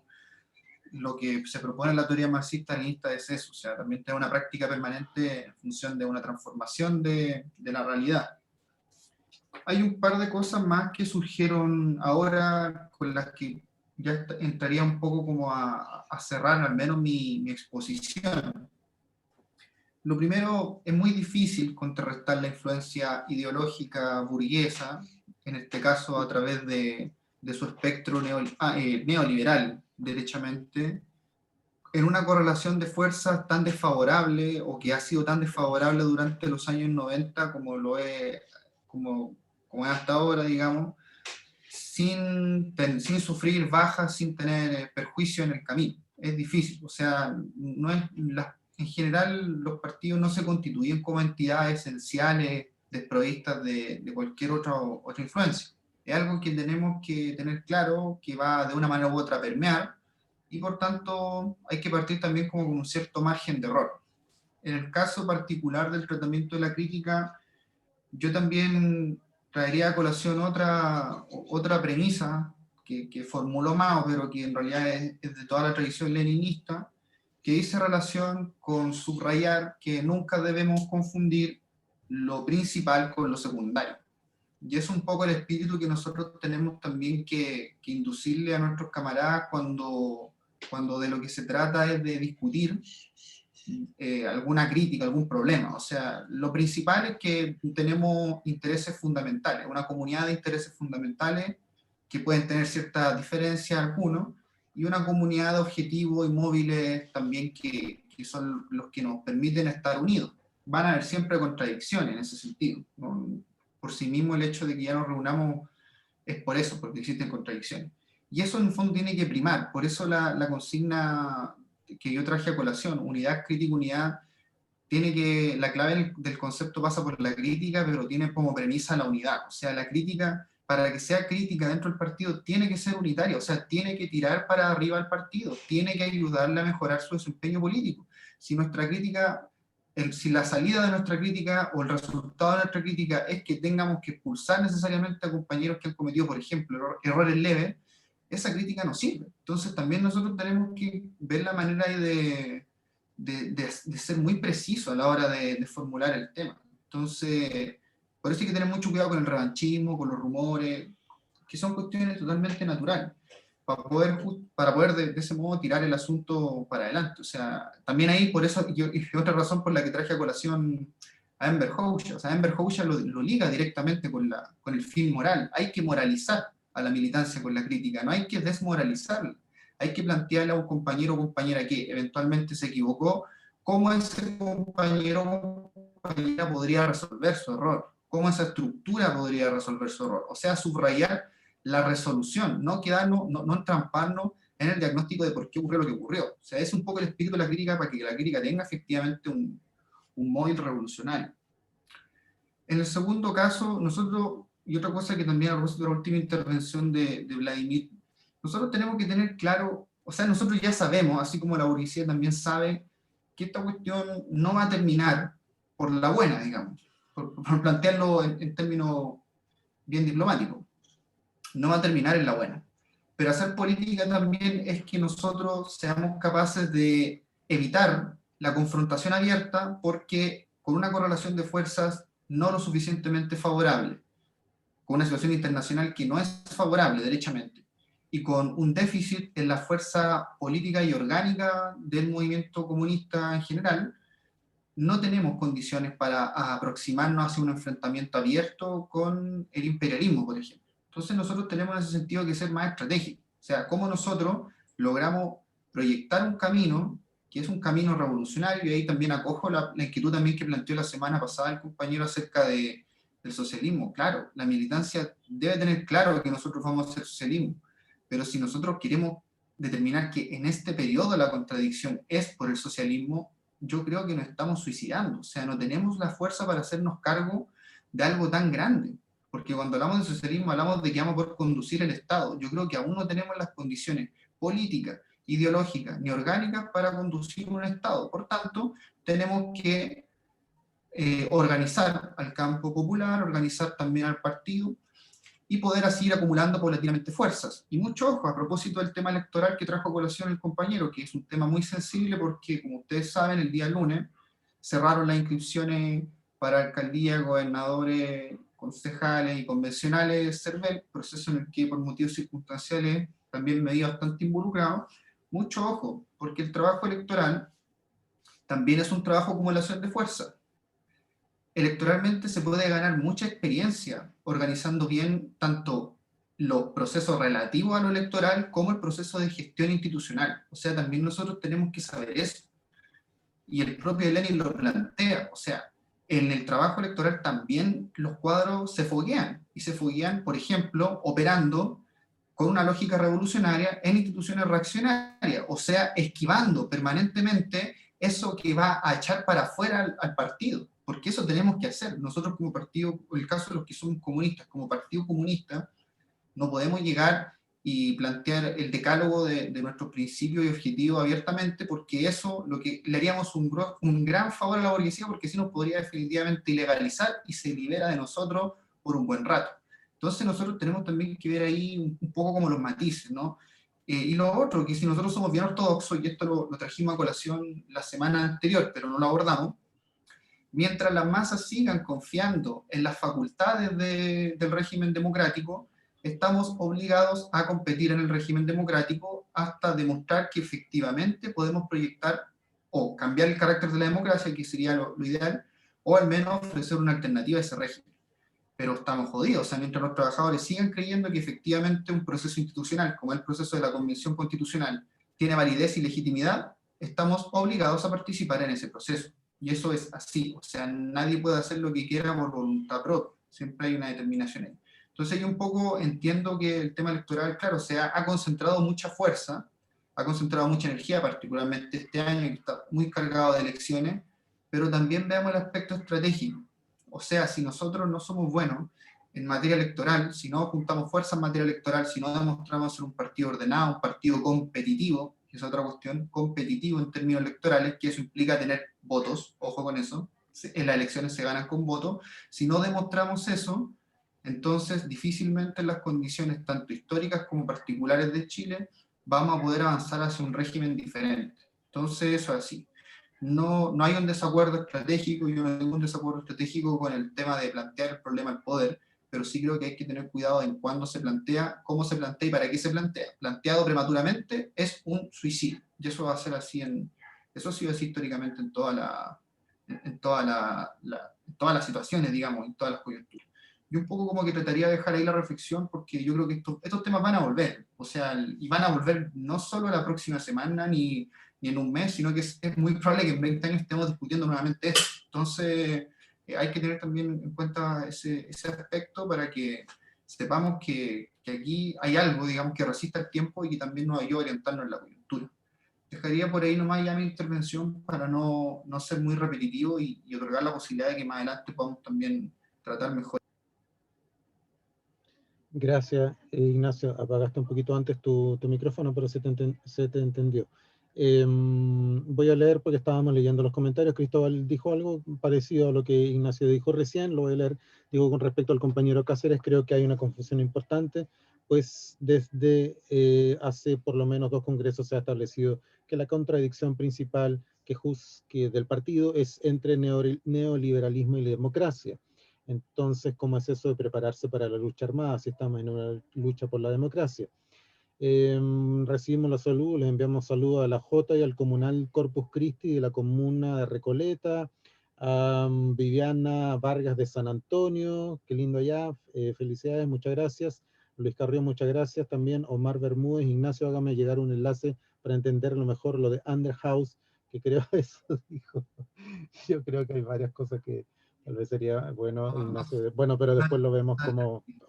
en fin, si quieres decir algo o no, que después podamos hacer como un listado de términos nuevos, por así decirlo.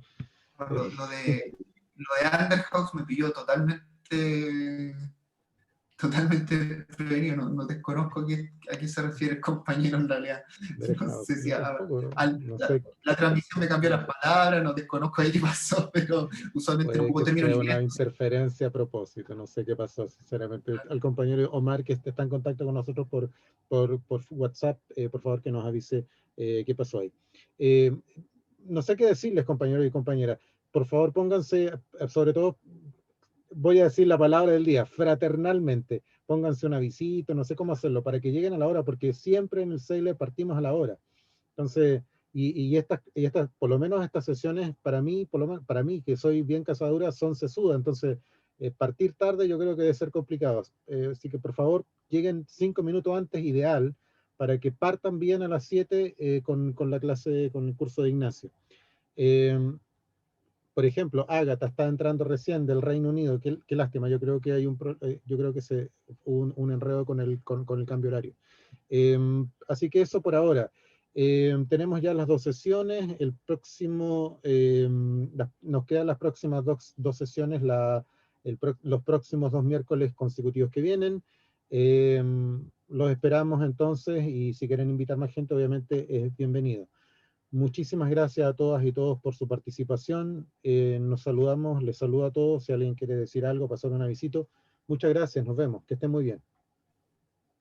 Gracias, compañero. Yo quiero pasar un aviso de Arica, candidata a concejal por el Partido Comunista, Ninosca González. Muchas gracias, ¿Cierto, Ninosca. compañera María? Sí. ¡Grande compa! Está full time, compañera, lo acabo de leer. Chao, chao, compañera. A todos. Gracias. A todos. Chao, chao, gracias. Muchas gracias, Ignacio. Era Enver Oxa. Yo te escuchaba muy mal todo el rato. No importa, se resolvió el nombre, eso es lo importante, se resolvió el nombre. Es porque estoy lejos de Santiago, ¿será?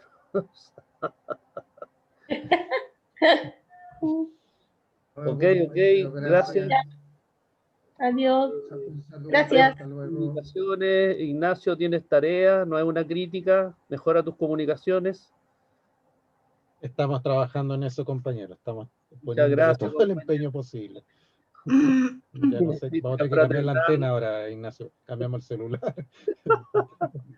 O sacar unos árboles, tal vez el otro sería sacar un árbol. Tenemos Ignacia Plaza Dignidad y ahí estamos. Vamos a hacer una completa, compañero. También, compañero, bien. Leoncio, buena idea. Ignacio le echó la culpa a los vecinos. Sí, qué feo.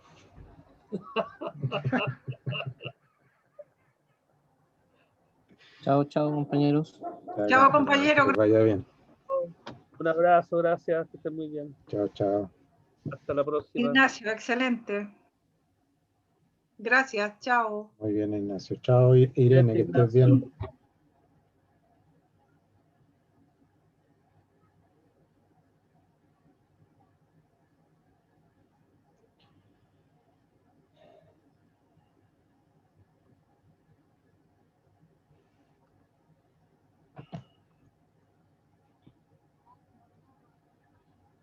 Mira, yo no es por pelar, pero creo que hay gente que deja encendido el computador.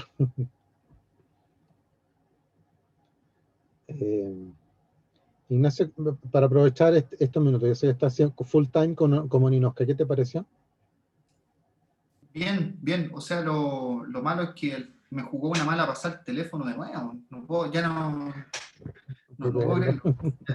Entonces ahora encontré un nuevo lugar, voy a ver si ahora ese lugar es que, porque de momento he tenido buena señal, ¿no? Ahora, en este rato.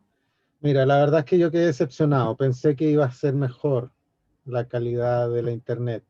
Ahora, porque se veía medio borrosa tu imagen, como no sé si pixelada, pero no con suficiente definición. Sin embargo, lo que yo creo que por lo menos sí fue significativamente distinto fue el audio. ¿Sí? O sea, eso de todas maneras. Ahora, que te haya botado de la aplicación, eso sí que está grave, o sea, eso no había ocurrido antes. Sí, de hecho. Bueno, este rato no ha ocurrido, así que voy a ver si es la fórmula, pero... Mira, claro, yo tengo dos hipótesis. Una, que Zoom crea actualizaciones de la plataforma casi toda la semana. Entonces, porfa, fíjate en actualizaciones si es que hay algo pendiente. Yo la estoy revisando siempre porque siempre están poniéndole, porque como están masivos, lo están arreglando cada rato. Eso sería una cosa. Y lo otro, ver si es que tu computador necesita algún tipo de mantenimiento, porque tal vez hay algún programa que está chupando internet más de la cuenta. No, la verdad es que no tengo ninguno. No sé, acá el tema de la señal, el lugar donde estoy con mi compañera, que también tiene problemas, pero he tenido todo el rato 4G, si eso es lo que me llama la atención. Es que, Entonces, por eso me hace mucho pensar, Ignacio, que el tema tal vez podría ser el computador. ¿Les has hecho algún mantenimiento, por ejemplo, con CCleaner, con alguno de estos programas que limpian los registros del sistema? no, voy a ver si igual yo en general no bajo nada, no tengo películas, ni una cuestión en el computador, entonces, Es pero que voy a ver.